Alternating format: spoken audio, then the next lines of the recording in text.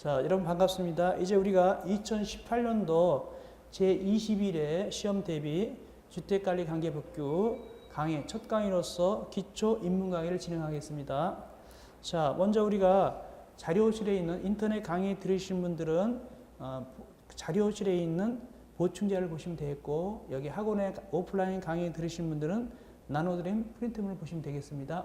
오늘은 첫 시간이니까 오리엔테이션 해드린 겁니다. 보겠습니다. 같이 읽어보겠습니다. 제가 읽어드리겠습니다.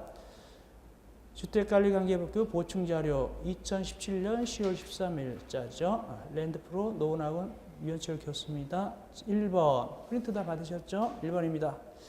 제20회 시험, 즉 올해 2017년 9월 30일 시험 봤습니다. 2차 시험 봤죠. 이때 기출문제 출제 빈도 분석표 과연 어떻게 시험 문제가 몇 문제가 나오는 걸 알아야 되지 않겠습니까? 그래서 설명을 드린 겁니다. 우리가 배우는 주택관리관계법규는 법이 13개의 법으로 되어 있습니다. 거기 보니까 건축법부터 해가지고 도시 저정비 촉진을 위한 특별법까지 모두 13개의 법으로 되어 있습니다. 그래서 대한민국의 자격증 중에서 한 개 과목이 13개인 법은 여기밖에 없어요. 다른 뭐 공인중개사나 뭐 사법시험이든 행정고시든 간에 이렇게까지 많이 하는 법이 들어간 게 없어요. 대단합니다. 그러니까 이게 13개 법인데 문제가 몇 문제 나오냐니까 40문제 나오거든요. 근데 40문제에다가 13개니까 한 법당 평균 3문제가 나오게 되겠죠. 굉장히 막 여기저기 나눠져 있는 것이죠. 근데 이것도 편중되어 있어요. 자, 보겠습니다. 첫째, 건축법.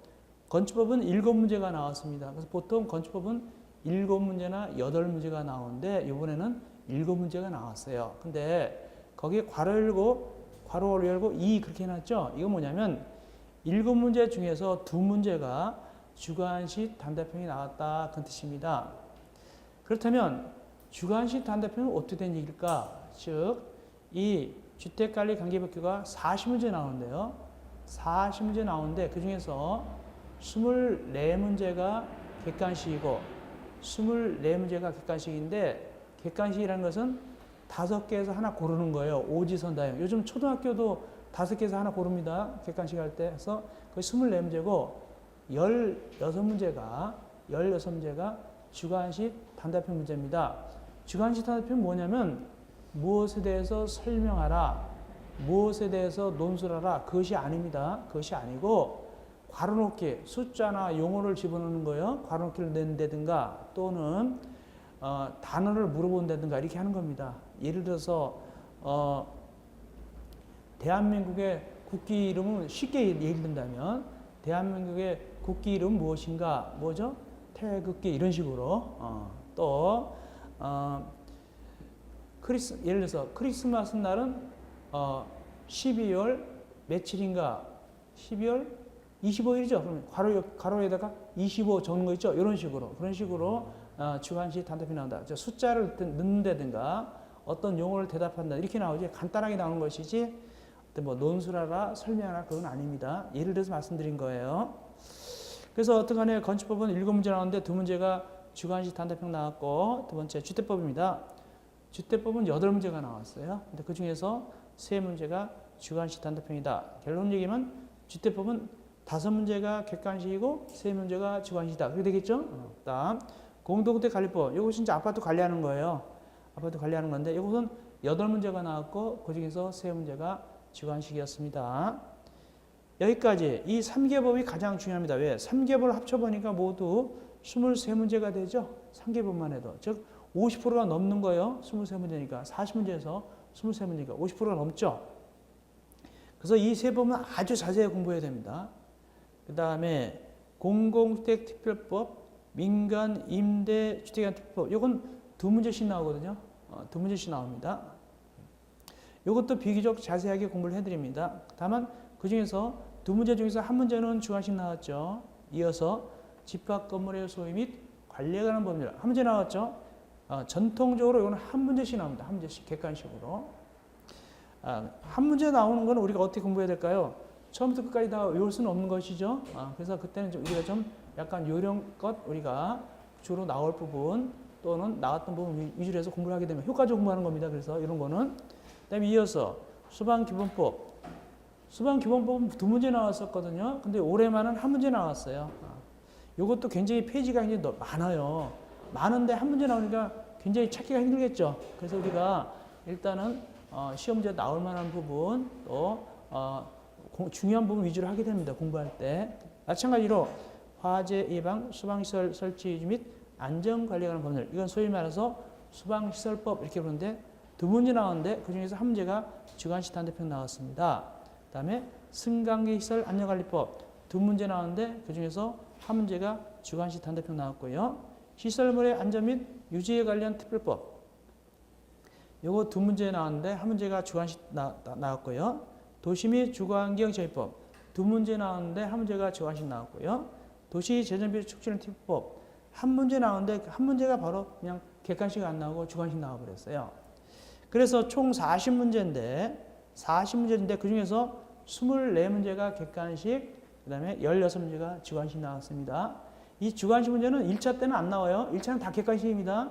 2차만 이렇게 나온다. 2차만 이렇게 나옵니다.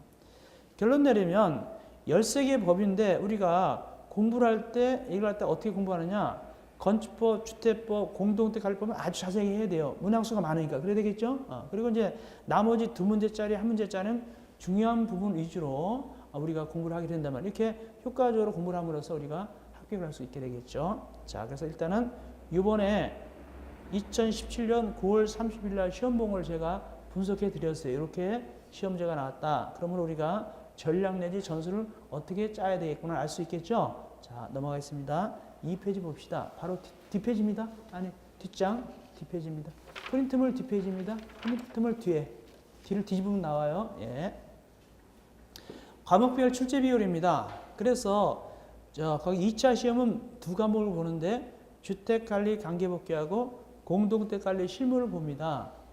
공동주택관리 실무는 그건 다른 분 김성환 교수님이 할 거니까 그건 빼놓고 주택관리 관계복귀만 제가 말씀드리면 되겠죠. 제가 담당이니까. 거기 위에 보니까 주택법, 공동주택관리법, 거기 민간임대특별법, 공공주택특별법 이래 가지고 45% 18문제 정도 내일 나온다고 돼 있죠. 근데 이제 이것이 올해는 몇 문제 나왔냐면 20문제가 나왔어요. 50%가 나왔어요. 50%. 그러니까 45% 내일이라는 것은 뭐 20문제 나와도 상관없죠. 50% 나와도 상관없겠죠. 내일이라고 그랬으니까. 그래서 50%가 나왔고 나머지 건축법 7문제 나왔고 소방기본법 등등이 한두 문제씩 나와가지고 모두 50%가 나왔다. 두 문제, 20문제가 나왔죠. 그래서 위에 표에서 20문제 50% 나왔고 바로 밑에 건축법 이하 표에서 20문제 50%가 나왔다. 거의 이 표에 의해서 나온 거랑 마찬가지예요. 이어서 세 번째입니다. 주택관리사업부 시험제도에 대해서 간단히 안내 말씀드릴게요. 거기 보니까 이렇게 표현되어 있습니다. 주택관리사 시험이라고 되지 않고 주택관리사 보시험제도라고 되어 있죠. 이거 뭔 소린가? 우리가 다른 자격증은 예를 들어서 공인중개사라든가 감정평가사라든가 무슨 변리사라든가 등등은 맞바로 시험에 합격하면 자격증을 줍니다. 보자격증이 없어요. 그런데 이 주택관리사만은 처음 시험 합격하면 주택관리사 보를 자격증을 주는 겁니다. 주는 게 아니고. 그래서 대한민국에서 시험 봐가지고 주택관리사 자격증 받는 사람 아무도 없습니다. 일단 뭐부터 받고 보부터 받는 거예요. 그래서 여러분들이 2018년도에 시험 합격하면 주택관리사 보를 받게 됩니다. 그럼 보가 떨어지려면 어떻게 되냐? 보가 떨어지려면 경력을 쌓으면 됩니다. 경력을 쌓으면 됩니다. 다만 실제 근무하는 분들은 경력을 쳐주는 경우가 있어요. 쳐줄 수도 있습니다. 왜 근무하는 분도 있는데 그 경력에 쳐줘가지고 이렇게 보를 떨어뜨리는데 소장님으로서는 3년 이상 그러니까 주택관리사 보 자격증 갖고 소장님으로서 3년 이상 근무하면은 보가 떨어지고 나머지 관계 직원 즉 아파트 관리사무소에서 뭐 전기나 기계나 회계나 이런 거 있죠. 이게 담당으로서 5년 이상 또 관계 공무원 또 한국도시주택공사 등등 주택 관련되는 공공기관에서 5년 이상 근무하면은 보가 떨어지고 사가 되는 거예요.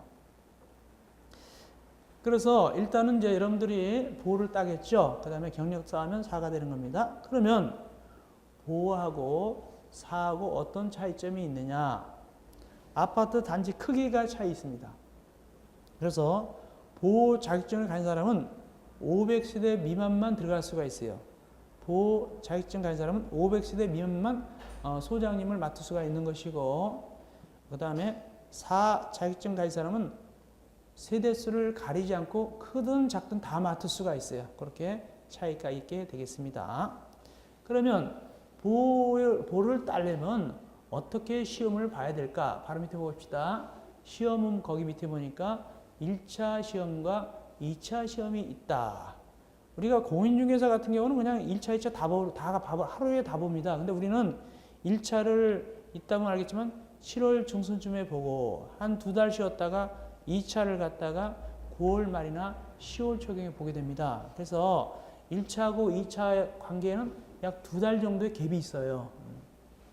그래서 1차 과목이 뭔가 봅시다. 보니까 민법 총칙, 회계 원리, 공동택 시설 개론 이렇게 세 과목이 1차 과목이고 이건 다 객관식으로 나옵니다. 주관식은 하나도 없어요. 다 객관식 나옵니다. 여러분들이 이미 9월달부터 민법 총칙까지 민법 총칙 같은 거 들은 분도 계실 거예요 아마. 그렇습니다. 그리고 요거 각 과목별로 50분씩 드립니다. 시험 볼 때 민법 총칙 50분, 회계 원리 50분, 공동택 시설 50분 합쳐서 150분을 준다는 얘기예요 한마디로. 두 번째 2차 과목은 2차 과목은 한 2달 정도 있다가 보게 되는데 주택관리 관계복귀하고 공동택관리 실무가 바로 2차 과목이 되겠습니다. 거기에 주택관리 관계복귀가 약간 진하게 되어 있죠. 글자가. 그렇죠? 그거는 제가 가르친다 그런 뜻이에요. 제가 가르친다. 자, 문제수 보겠습니다. 각 과목별로 40문제가 나오는데 오지선다형이다. 즉 객관식이다. 5개에서 하나 고른 거란 말이죠. 객관식 문제인데 1, 2차 각 과목 40점 이상이면서 평균 60점 이상 돼야지 합격한다. 이걸 뭐라고 하냐면 40점 안 되면 뭐라고 하죠? 우리가 과락이라고 그러죠. 그래서 60점 이상만 되면 다 합격한단 말이에요. 이걸 우리는 절대평가라고 불러요. 그래서 시험제가 쉽게 나왔든 어렵게 나왔든 60점 이상만 되면 합격하는 거예요. 그래서 이것이 합격자가 들락날락할 수도 있어요. 왜냐하면 그의 시험 문제가 쉽게 나왔으면 6점 넘는 사람이 많으니까 합격을 많이 했겠죠. 근데 또 어렵게 나오면 6점 안 되는 사람이 있어 합격 못하게 되겠죠. 이렇게 들락날락할 수가 있습니다. 그리고 매년 시행한다. 매년 보는 게 원칙입니다. 다만 2차 과목은 금방 얘기한 대로 주관식 문제가 섞여요. 그래서 주관식 문제가 16문제 섞여요. 그래서 결론 얘기하면 2차 시험은 40문제 중에서 객관식이 24문제, 주관식 단답형이 16문제가 나온다. 그런 얘기입니다. 주관식 단답형은 다시 말씀드리지만 논문이나 설명을 하는 것이 아니라 어떤 내용을 써놓고 그것이 뭐냐 이렇게 물어본다든가 또는 괄호를 넣어놓고 거기다 숫자나 단어를 집어넣는 거예요. 그렇게 나옵니다. 간단하게. 시험 시간은 40문제당 50분씩 배정합니다. 그래서 한 문제당 1분이 조금 넘게 배정되는 거예요. 50분이니까. 그래서 시간이 좀 모자란 경우는 조금 없을 거예요. 다만 이제 회계 같은 거 할 때, 민법 총칙 같은 거 할 때 혹시 모자랄 수도 있어요. 왜냐하면은 계산 같은 거 해야 되니까 느리면 모자랄 수도 있겠죠. 하여튼간에 시간 때문에 이렇게 애 먹는 건 좀 드문 것 같아요. 그래도 50분씩 줬기 때문에. 그 다음에 언제 시험 보느냐 보겠습니다. 밑에 2018년도는 21회 시험이에요. 거기 보니까 1차는 7월 중순경 보게 되어 있고 2차는 9월 말이나 10월 초경이 되겠습니다. 이렇게 해서 일단 여러분들 입장에서는 1차에다가 많은 시간을 할애하는 게 좋아요. 왜? 1차 합격에 2차를 보는 거니까. 물론 제가 2차 과목이지만 그리고 이제 1차 합격을 한다면 제가 이 강의한 걸 갖다가 인터넷 강의 올리는 거 있죠. 그걸 자꾸 반복해서 보면 되는 거예요. 자, 그런데 이제 한 가지 또 밑에 봅시다. 여러분하고 직접 관련은 없습니다만 2020년부터는 말이죠. 상대평가가 됩니다. 그 얘기 뭐냐면은 점수가 아무리 높아도 떨어질 수가 있어요. 이 상대평가는 미리 사람 수를 정해놔요. 예를 들어서 1000명 이렇게 정해놓습니다. 그래서 그냥 자르는 거예요. 그렇기 때문에 그건 2020년도니까 좀 시간이 남았죠. 여러분들 일단은 그러니까 그냥 2018년도에 그냥 붙어버리는 게 좋아요. 그래야 속이 편합니다. 상대평가 가면 골치 아파요. 70점 돼도 떨어질 수가 있으니까 그런 얘기가 되겠습니다. 이렇게 제가 주택관리사 제도에 대해서 간단하게 오리엔테이션을 해드렸어요. 이제는 절대 내년 시험 볼 때까지 이걸 다시 안 해드려요. 아시겠습니까? 오늘 처음이니까 해드린 거예요. 그럼 여러분들이 이걸 갖다가 설명을 드렸으면 알겠지만은, 제 이름이 유현철 교수인데 말이죠. 저 양반이 어떻게 강의를 진행하겠구나를 대략 눈치챘을 거예요. 제가 친절하게 잘 찍어드립니다. 그래서 여러분들이 따라오시면 되겠습니다. 강의 경력은 약 20년 차가 되겠습니다. 제가 IMF 때 먹고 살려고 여기 뛰어들었다가 지금까지 계속 하고 있어요. 자, 그렇게 하시면 되고요. 그러면 이제 오늘은 첫째 날 강의, 주택관리사 기초 입문 강의 있죠? 이걸 하시게 되겠습니다. 이걸 자, 여기 교재. 자, 그 앞에 부분 주택관리 관계복귀에 있어서 보겠습니다. 페이지는 몇 쪽이냐 하니까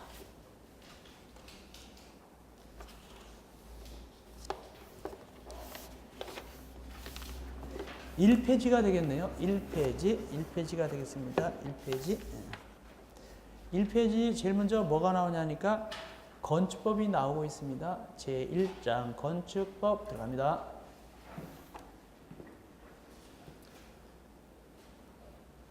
1페이지입니다. 제1장 건축법. 건축법은 말이죠. 건축법은 7문제나 8문제가 나옵니다. 7문제나 8문제가 나오고 그 다음에 주관식 단답형 문제가 3문제 내외 나옵니다. 그래서 7문제나 8문제가 나오는데 그 중에서 주관식 단답형이 3문제 내외 나온다. 3문제 내외니까 2문제에서 4문제까지 나올 수 있게 되겠죠? 올해는 2문제 나왔어요. 올해는. 첫째, 용어정, 제1절 총칙, 용어정의. 용어정의는 한 문제씩 나올 확률이 높아요. 그래서 제가 넣어놓은 겁니다. 용어정의는 한 문제씩 나올 확률이 높다. 그래서 넣어놨는데 가장 중요한 것만 넣어놨습니다. 첫째, 거실부터 설명 들어가 있습니다.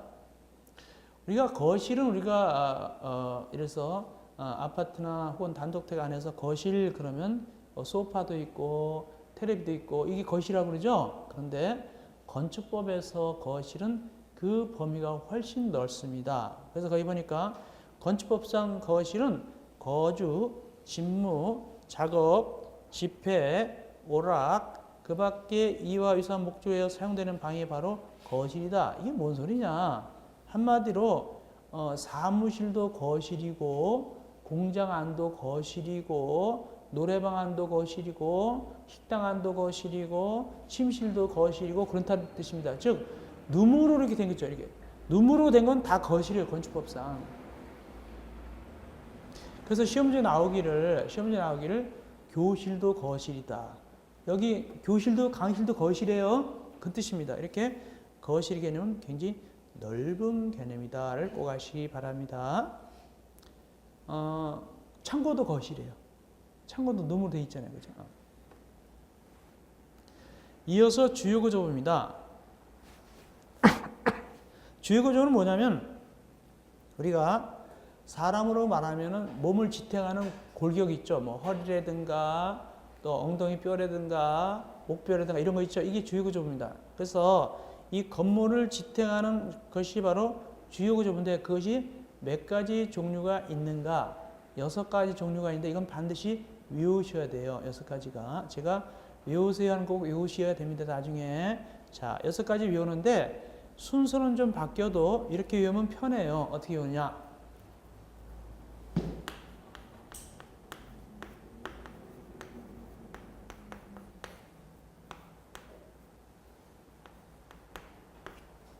이렇게 바지 보내주기 이렇게 외우면 더 좋겠습니다. 편하다. 바지 보내주기 이렇게 뭘 연상하냐면 우리가 만약에 태풍이 불어와서 이재민이 생겼다. 그래서 우리가 구호품을 보내주는데 뭘 보내준다고요? 바지를 보내주는 거예요. 바지 보내주기. 근데 바지도 또 어떤 바지가 더 좋아요? 청바지가 더 좋은데 청바지 보내주기는 안 돼요. 청자 찍으면 안 됩니다. 그냥 바지 보내주기요. 그래서 바지 보내주기 해놓고 바는 뭐냐면 바다. 지는 주의하세요. 지를 주의하세요. 지는 지붕이라고 그러지 않고 지붕 틀 그래요. 지붕에 뼈들 얘기하는 겁니다. 지붕 틀이라고 그러고, 그다음에 보는 보고 이따 설명드리고, 내는 그냥 벽이 아니라 내력벽, 힘을 받는 벽, 내력벽이고 내력벽. 그 다음에 주는 주계단, 보통 계단 얘기하는 거예요. 주계단. 기는 기둥이 되겠습니다. 기둥. 이것이 바로 6개 주요 구조보다 바지, 보내, 주기. 이 중에서 보를 좀 설명드릴게요. 다른 건 대강 알겠으니까 보를 설명드리면, 보는 이렇게 건물을 지을 때 이렇게 걸쳐 놓는 것이 바로 이 부분이 보가 되는 거예요. 그래서 우리가 큰 빌딩 지을 때 빨간 그 뭐죠? HBM 그래가지고 철로 된 거 있죠? 이렇게 걸쳐 놓잖아요. 그죠? 이렇게. 이 보입니다. 이 보는, 힘을 받을 때 어떻게 받을까요? 이렇게 수평으로 힘을 받을까요? 수직으로 힘을 받을까요? 어떻게 힘을 받을까요? 수평으로 수직으로. 힘을 받을 때, 보가 힘을 받을 때. 옆으로 힘을 받을까요? 밑으로 힘을 받을까요? 이렇게 힘을 받겠죠? 이렇게 힘을 받습니다. 이거 보가. 수직으로 힘을 받. 이렇게. 어떻게 하면 이게 보입니다. 그래서 보 중에서 제일 큰 거, 데들보 들어봤죠? 데들보, 그죠? 가장 큰 거, 데들보식으로 이렇게 보입니다. 이렇게. 걸쳐놓은 것이 보가 되겠습니다. 그래서 건물마다 다 안 보이지만 이 보가 다 들어있어요. 철 같은 거나 혹은 쇠빙 같은 걸 넣어놨습니다. 이게 보입니다. 주요 구조입니다. 근데 거기 뒷부분에 중요한 게 있다. 뭐냐면 사이기둥, 최하층 바닥, 작은 보, 차양, 오기계단 이런 거는 주요 구조가 아닙니다. 그래서 바닥은 주요 구조부인데 제일 밑바닥, 최하층 바닥은 주요 구조가 아니다. 이거 시험 좀 많이 나왔어요.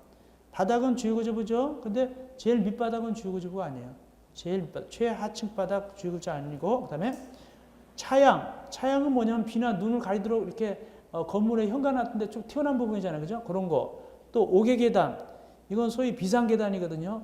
이런 거는 떨어져 나가도 건물 자체가 너무 무너지는 건 아니에요. 그래서 옥외계단, 차양 이런 거, 그다음에 최하층 바닥, 작은 보, 사익기둥, 기둥도 사이에 있는 자그마한 기둥이죠. 이런 것들은 주요 구조가 아니다.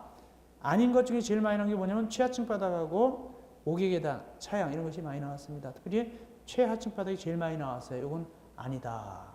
바닥은 주요 구조이지만 최하층 바닥은 아니죠. 어쨌든 주요 구조부는 바지 보내주기 위해서 6개 외우시면 되겠습니다. 이어서 부속 건축물.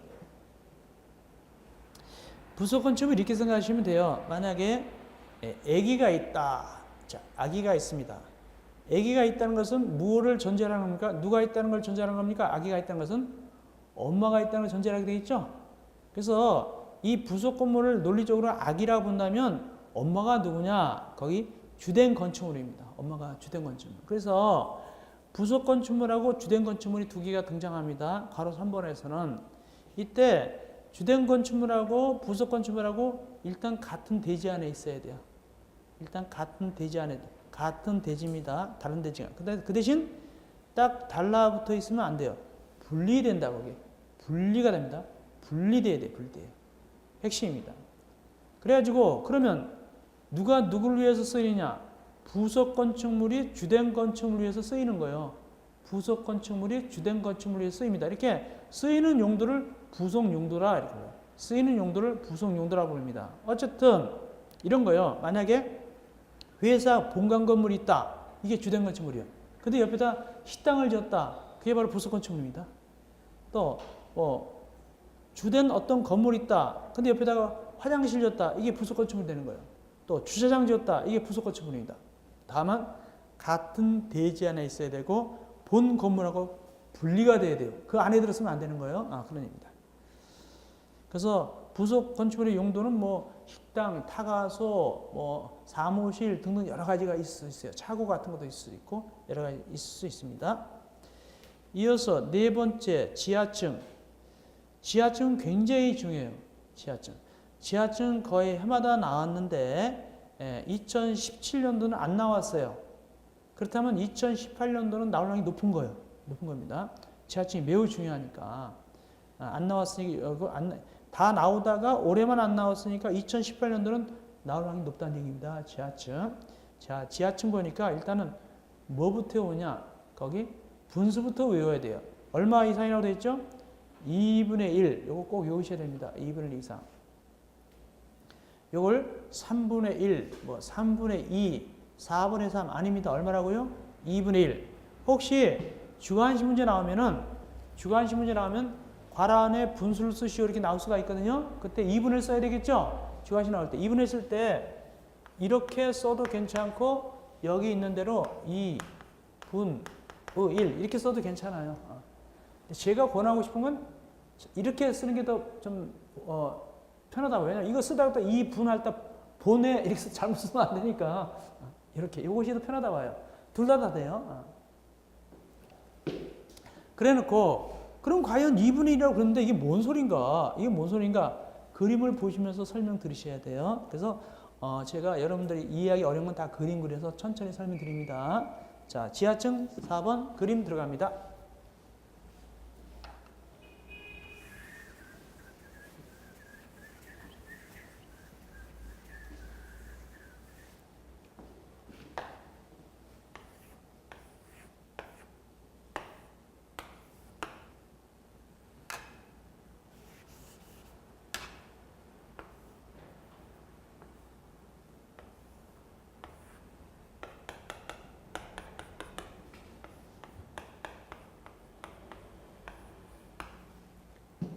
자, 이렇게 그림이 돼 있단 말이죠. 이럴 때 우리가 건축법에서는 이 부분을 뭐라고 그러냐면 건축법에서는 이 부분을 갖다가 지표면 이렇게 불러요. 지표면이라고 합니다.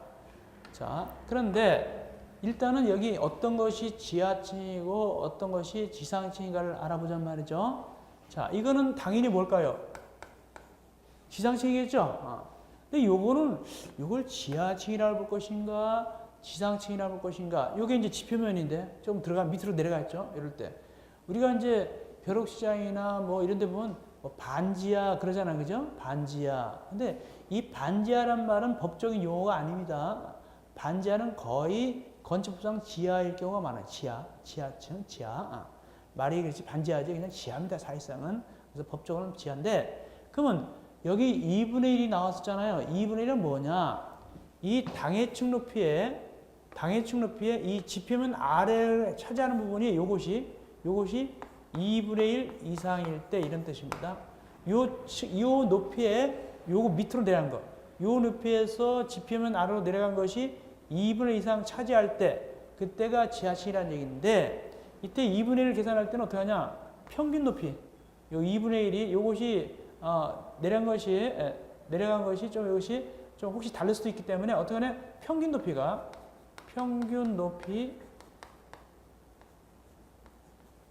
2분의 1 이상일 때 지하층입니다. 그러면 우리가 6원을 봤을 때 요거에 대해서 이것이 2분의 1 이상 내려간 것 같아요? 안 내려간 것 같아요? 보니까 2분의 1 이상 내려간 것 같아요? 안 내려간 것 같습니까? 보니까 2분의 1 넘었어요? 안 넘었어요? 이상입니까? 아닙니까? 이상이죠? 그렇다면 이것은 지상층이다, 지하층이다. 이것은 지하층이다. 이렇게 됩니다. 이해하셨죠? 그런 뜻입니다. 그런데 그러면 이거는 묻지도 따지지도 말고 이건 지상층일까요? 지하층일까요? 지하층이죠. 지하층도 이걸 법으로 설명할 줄 알아야 될 거 아닙니까? 왜 지하층인가? 물론 지하층 맞죠, 그죠? 이게 지하층인데 왜 지하층을 설명하면은 이 당해층 높이에 몇 분의 몇이 지표면 아래에 있으니까 요거는 100%가 이 지표면 아래에 있는 거 아니겠습니까? 2분의 1 이상만 지표면 아래에 있으면 지하층이니까 이건 다 지표면 아래에 있죠? 근데 당연히 뭐다? 당연히 지하층이다라고 논리적으로 된단 말이죠. 이해하셨죠? 이렇게 됩니다. 그래 놓고 몇 가지 부가적으로 적어드립니다. 거기 괄호 4번에 첫째, 지하층은 층수에 안 들어가요. 층수를 치지 않습니다. 그래서 건축법상. 그래서 이게 원래 이제 중개업자가 이걸 소개한다면 어떻게 소개할까요? 중개업자가 소개할 때는 이 건물은 지상 1층, 지하 2층입니다. 이렇게 소개하게 되겠죠? 그러나 건축법상은 이걸 몇 층이라고 그냥 부른다고요? 몇 층이라고 부른다? 지하층 안 치니까 그냥 1층 그래요. 그냥. 1층 이렇게 부릅니다. 왜? 지하층 안 들어가니까. 그래서 건축법상은 1층이라고 부릅니다. 지하층은 층수에 안 들어간다. 두 번째, 지하층의 바닥 면적.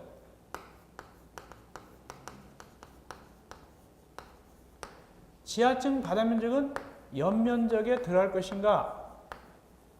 연면적에 포함한다.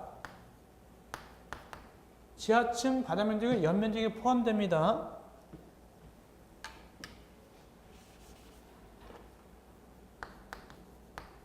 그럼 뭔 소리인가? 자, 우리가 지금 기초 인문 강의 하고 있죠. 그래서 아주 기본부터 해드립니다. 제가 기본부터 해드립니다. 자, 첫째, 뭐부터 일단은 봤습니까? 바닥 면적 나왔죠? 바닥 면적이 뭘까? 바닥 면적이 뭘까? 대강 얘기해서 바닥 면적이 어디가 바닥 면적이니까 요것이 바닥 면적입니다. 요것이 이 부분이 뭐라고요? 이 부분이 대략 얘기해서 요것이 바닥 면적입니다. 이게 바닥 면적이구나. 그러면 이 건축물은 바닥 면적 모두 몇 개가 있습니까? 3개가 있죠? 3개가 있습니다. 이것이 바로 바닥 면적이다. 이렇게 대략 하시면 되겠고. 그 다음 연면적은 뭐냐? 연면적은 바닥 면적을 다 합친 거예요. 연면적은 바닥 면적 다 합친 겁니다. 그러니까 연면적은 바닥 면적 여기 몇 개 합쳤다고요? 3개 합쳤단 말이죠. 그렇다면 이 지하층 바닥 면적은 연면적에 들어간 거다, 안 들어간 거다? 들어갔어. 그래서 만약에 요것이 100제곱미터다 그러면은 이 건물의 연면적은 몇 제곱미터라고 얘기하면 될까요? 300이다라고 얘기하면 300이다. 이해하셨죠? 자, 여기서 잠깐만 우리가 시험 볼 때 말이죠. 이렇게 이게 이제 제곱미터잖아요. 근데 절대 이걸로 안 나옵니다. 한글로 나와요. 한글로 뭐라고 하냐면 제곱미터 이렇게 나옵니다. 근데 이거 원래 우리가 학교 다닐 때 제곱미터로도 읽기도 하고 또 평방미터로 읽기도 했잖아요. 그죠? 근데 이 법에서는 제곱미터라고 불러줍니다. 한글로 나옵니다. 또 예를 들면 이렇게 됐다. 이게 톤이죠? 톤도 이걸로 안 나오고 어떻게 나온다? 한글로 톤 이렇게 나오는 거예요. 예를 들어서 또 센티미터 이것도 한글로 나옵니다. 센티미터일까요? 센치미터일까요? 센티미터? 센치미터. 괜찮아 이거. 직접 물어보진 않아요 시험 문제. 근데 이게 단위가 나오니까 뭘까요? 그럼 제가 한번 손 들어볼까요? 센티미터, 센치미터,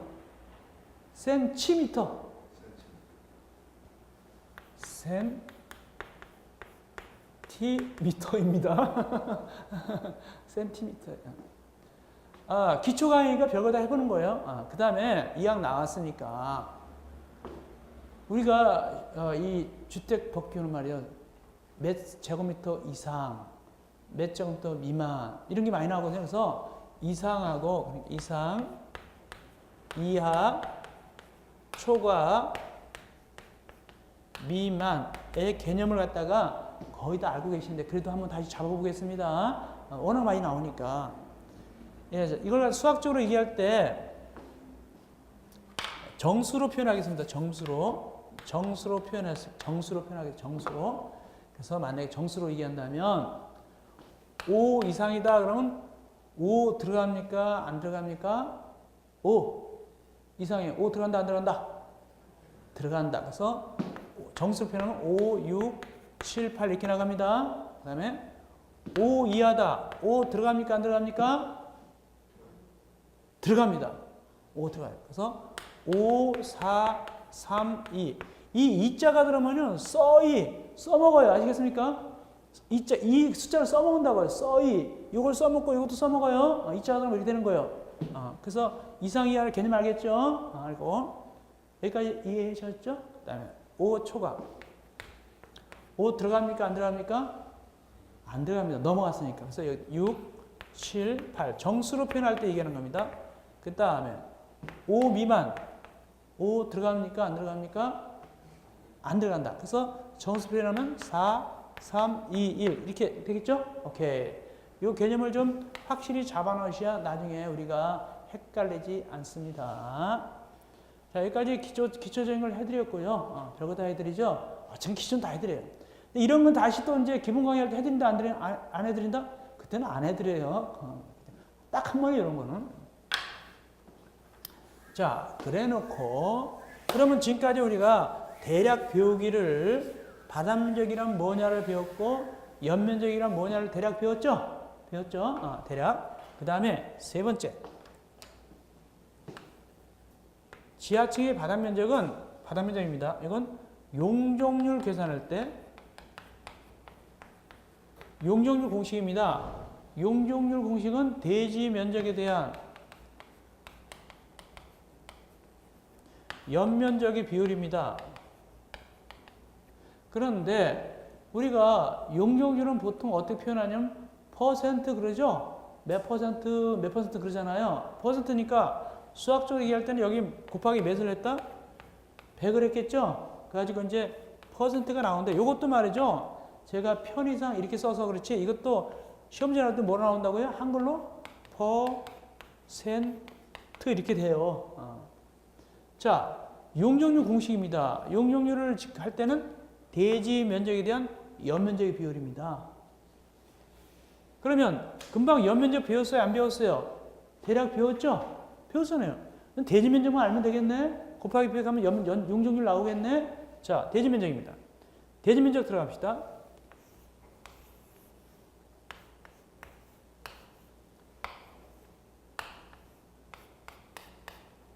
이게 건물이에요. 건물 부분이 니은이고 바깥에 보면 기역입니다. 이때 여기 대지면적 할 때는 어떤 것을 대지면적이라 부를까요? 아주 기초적인 걸 얘기하는 거예요, 지금. 전체를 대지면적이라고 얘기한다. 아니면 이 바깥에만 대지면적이다. 아니면 이 건물이 앉아있는 부분만 대지면적이다. 어떤 걸까요? 몽땅 다를 대지면적이라고 불러요. 아시겠어요? 그래서 그것이 바로 대지면적입니다.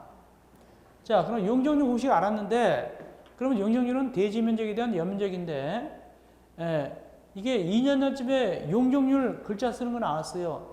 대지 면적에 대한 옆면적의 비율을 뭐라고 그러냐? 주관식 용적률 이렇게 쓰는 게 나왔어요. 주관식으로. 주관식은 용적률 할 때는 이 리을자예요. 리을입니다. 그런데 주의할 것은 아까 지하층 바닥면적이 옆면적이 들어갔잖아요. 근데 용적률 계산할 때는 지하층은 뺍니다. 그러면 용적률 계산할 때는 옆면적이 얼마로 계산될까요? 300이 아니라 얼마다 이제? 100이다. 100이죠? 두 개 빼버렸으니까. 그죠? 100으로 된 겁니다.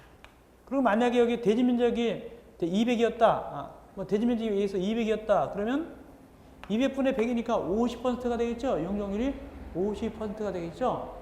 대지면적을 200을 줬다면 만약에 근데 이 용적률은 말이죠 100을 넘어갈 수 있어요. 그래서 용적률이 200%도 될 수 있고 300% 될 수 있고 500% 될 수 있고 1000% 될 수 있어요. 용적률은요. 어떻게 지으면 이게 대지인데 말이죠 이렇게 아주 고층 지은단 말일 때 이거 다 합쳐야 될 거 아닙니까? 이거 옆면적 할 때 그죠? 요거 분의 요거니까 저 롯데월드 2 같으면 그거 아마 용적률 되게 많이 줬을 거예요. 아마 1000% 넘었을지도 모르겠어요. 그러면요. 굉장히 많이 준단 말이죠. 그래서 용적률은 이렇게 100% 이상 될 수도 있고 1000%까지 될 수도 있고 막 그래요.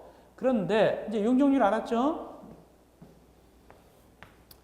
어쨌든 지하층 바닥면적은 용적률을 할 때 옆면적이 들어간다 안 들어간다? 안 들어간다. 근데 그냥 옆면적에는 들어간다. 됐고. 네 번째 설치. 지하층 설치는 이건 재량이다. 재량입니다. 지하층 설치는 재량입니다. 아주 전에는 말이죠. 민방위 차원에서 국가 안보 차원에서 큰 건물 지을 때는 반드시 지하층을 만들거라 그랬어요. 옛날에는. 근데 지금은 건물을 지을 때 지하층을 만들어도 되고 안 만들어도 돼요. 재량입니다. 재량. 근데 법에서는 풀어놨어요. 재량입니다. 그런데 만약에 여러분들이 대지가 있고 건물을 짓는다 그러면 지하층 만들까요? 안 만들까요? 당연히 만들겠죠? 왜? 거기다 주차장 만들 수도 있고 또 노래방 들 수도 있고 그러잖아요. 그러니까 만듭니다. 그러니까 법에서는 굳이 만들라고 강조하진 않아요. 그래서 재량입니다. 그런데 이 용적률하고 또 같이 노는 친구 하나 있어요. 용적률, 우리가 초등학교 다닐 때 옛날에 국민학교라고 했죠. 초등학교 다닐 때. 옛날에 국민학교 다닐 때 국어책에 제일 먼저 누가 나오냐면 누구 나오면 철수하고 누가 나오죠? 영희가 나오죠. 철수하고 영희. 예. 여기 용적률하고 같이 노는 친구가 있는데 그게 누구냐면 건폐율이에요. 건폐율. 지역에서는 건폐율은 건폐하고 율, 이게 여기 이응이에요. 건폐율을 써요. 이렇게 씁니다. 아까 용적률은 리을이었잖아요. 건폐율 공식. 건폐율은 대지 면적에 대한 건축 면적의 비율이다. 근데 이걸 퍼센트로 하기 때문에 수학적으로 볼 때 여기 뭐하다? 곱하기 100을 하고 결국엔 퍼센트가 되겠죠. 이렇게 되는 겁니다. 그러면 건폐율은 대지 면적에 대한 건축 면적의 비율인데 금방 대지 면적은 설명드렸죠? 대략 설명드렸죠? 저렇게. 그러면 건축 면적만 알면 될 거 아닙니까? 건축 면적을 알면 건폐율을 대강 알 수 있겠구나. 이런 얘기죠. 그럼 건축 면적이 뭐냐? 건축 면적은 이런 거예요. 여기 대지가 있으면 이 건물이다. 이 건물이 주저앉아 있는 부분이 건축 면적이에요. 대략 얘기해서. 건물이 주저앉아 있는 부분이 바로 건축 면적입니다. 대략 얘기해서. 이렇습니다. 근데 만약에 건물이 이렇게 생겼다. 옆으로 인면도 봤을 때, 옆으로 서 있을 때, 이때는 어떤 걸로 주저앉는 걸로 봐야 될까요? 이걸로 볼까요? 이걸로 볼까요? 이걸로 볼까요? 어떤 거가 주저앉는 겁니까? 제일 위에 겁니까? 제일 밑에 겁니까? 제일 밑에 걸로 봐야 되는 거야. 아시겠습니까? 이 부분이 바로 이 차지하는 것이 바로 건축 면적을 차지한다라고 보는 거예요. 대략 얘기해서. 그렇게 되는 겁니다. 그러면 건폐율은 논리적으로 봤을 때 절대 몇 퍼센트는 넘을 수가 없을까요? 건폐율은 몇 퍼센트 넘을 수 없다? 100%는 넘을 수가 없어요. 왜? 건물이 아무리 꽉 차봤자 100%니까. 그렇죠? 그래서 건폐율은 100% 이상 나올 수가 없습니다. 용적률은 100, 1000도 나올 수 있지만. 그래서 보통 우리가 아파트 있는 지역은 보통 건폐율이 한 60% 정도 있죠? 그 정도고요. 상업적, 이런 데는 좀 상업적이잖아요. 이런 데는 상업적은 그런데 뭐 70, 80, 90까지도 갈 수가 있어요. 그러나 100 넘는 경우는 없어요. 말이 안 되니까. 그런 뜻입니다. 이렇게 지하층을 얘기하면서 건폐율과 용적률의 개념을 간략하게 설명을 드렸습니다. 자, 지하층 나올 수 있어요. 내려가서 리모델링. 사람이 말이죠. 사람도 늙게 되면 어떡합니까? 보톡스도 맞고 뭐 주름살도 제거하고 여러 가지 코도 높이고 그러잖아요. 이게 리모델링인데 여기 건축물의 노화를 억제하거나 기능 향상을 위해서 뭐 하냐면 두 가지입니다. 대수선 또는 일부 중축. 대수선 또는 일부 중축입니다. 그럼 대수는 뭐냐? 대수는 뒤에서 배웁니다. 그 다음에 일부 중축. 일부 중축. 중축도 뒤에서 배웁니다. 이것이 리모델링인데 주의할 것은 일부 개축이 아니죠. 일부 중축입니다. 그러니까 이렇게 시험 문제 나온 적이 있어요. 건축법상 리모델링 노화 억제하기 위해서 기능 향상을 위해서 대수선을 할 수 있는데 일부 중축은 안 된다. 그럼 맞아요? 틀려요? 틀렸죠? 그런 식으로 시험 문제 나온 적이 있어요. 이것이 리모델입니다. 리모델이란 뭐냐? 대수선이나 일부 중축하는 거예요. 늘리거나 대수하는 거. 대수는 뭐냐면 뒤에서 배워요. 또 중축도 뒤에서 배워요. 됐고. 그 다음에 초고층, 준초고층, 고층 이 세 개 있죠? 이 세 개 반드시 외워놔야 돼요. 즉 초고층은 층수가 50층 이상이거나 높이가 200m 이상.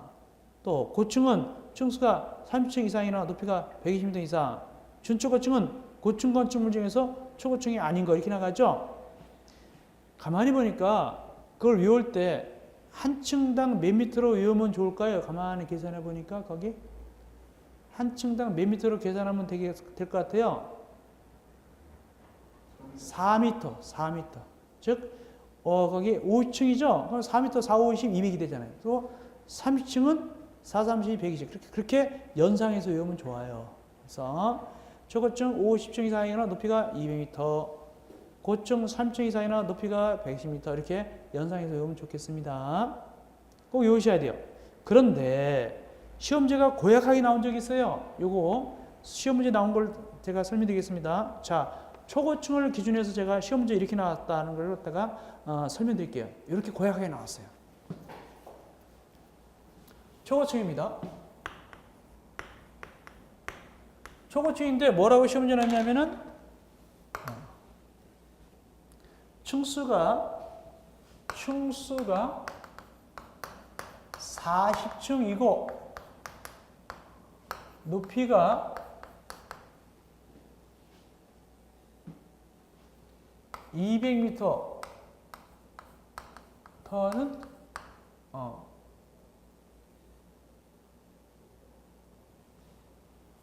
초고층 건축물에서 말이에요. 이 경우는 초고층 건축물이다. 이렇게. 자, 맞을까요? 틀릴까요? 층수가 40층이고 높이가 200m인 건축물입니다. 이건 초고층 건축물이다. 맞아요? 틀려요? 이렇게 나왔어, 시험 문제가. 좀 약간 헷갈려요. 이거 잘 생각하셔야 돼요.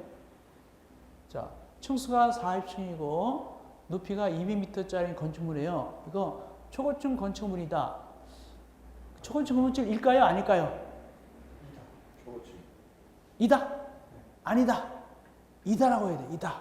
왜냐하면 아까 본문에 봅시다. 뭐라고 했냐면 층수가 5층 이상이거나 높이가 200m 이상, 즉 어느 하나만 해당돼도 초고층이 되는 거예요. 근데 여기 층수는 탈락이죠. 층수는 안 되죠. 그러나 높이는 200m 되잖아요. 그러니까 초고층이 된단 말이에요. 이렇게 시험지를 냈어요. 그러니까 언뜻 보면 틀린 것처럼 보이잖아요.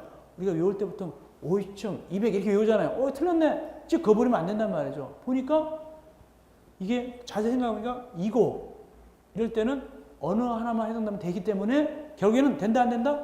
여기 말씀하신 대로 초고층 건물이 되는 거예요. 이렇게 헷갈리게 문제가 나온다. 헷갈리게.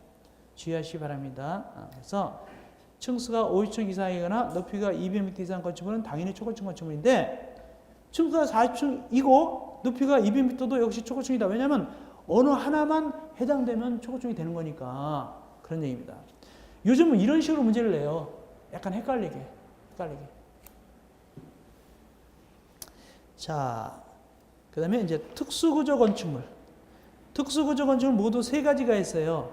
이거는 좀 위험한 건물입니다. 그러므로 기술자가 이걸 갖다가 구조 계산한다고 해야 돼요. 기술자의 도움을 받습니다. 이거는 봅시다. 왜 위험한가? 1번.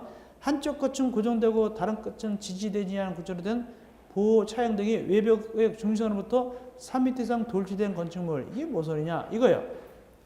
여기 특수구조 건축물의 동그라미 1번입니다. 이겁니다. 건물이 이렇게 있는데 차양 같은 게 튀어나왔다는 거예요. 이게 튀어나왔습니다. 이게 길게 튀어나왔다는 거예요. 그러면 이거 그대로 놔두면 이게 어떻게 하는데 이거 잘못하면 무너질 수가 있죠. 이것이 튀어나왔으니까. 그래서 이걸 특수구조로 해가지고 전문가가 이걸 다 기술자가 봐야 돼요. 봐야 되는데 이게 얼마나 튀어나왔냐? 외벽의 중심선부터. 이게 외벽이다. 외벽이 있어요. 가장 바깥은 벽이 외벽입니다. 외벽의 무슨 선? 중심선으로부터 가운데 선부터 이것이 몇 미터 이상 튀어나왔을 때 이 거리가 3m 이상이고 그런 뜻입니다. 근데 여기는 받침대가 기둥 같은 받침대가 있대요, 없대요? 읽어보니까 여기는 없대요. 한쪽만 있대요, 한쪽만. 그러니까 굉장히 불안정하죠. 그러니까 기술자가 도움 받는 겁니다. 이것이 바로 뭐다? 특수구조 건축물 중 하나인데 몇 미터 이상 튀어나왔을 때 3m 이상 외우시고 내려가서 두 번째 기둥 사이가 몇 미터 이상일 때 기둥 사이가 20m 이상일 때